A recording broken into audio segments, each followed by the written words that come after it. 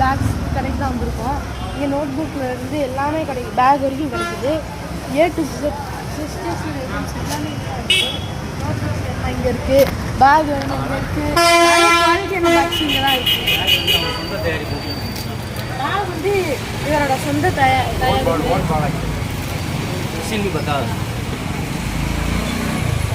இங்கே நிறைய stationery, water bottle, pouch section நல்ல குவாலிட்டி இருக்குது. அம்மா லஞ்ச் பேக் அம்மா இந்த மாதிரி வாங்கிக்கோங்க.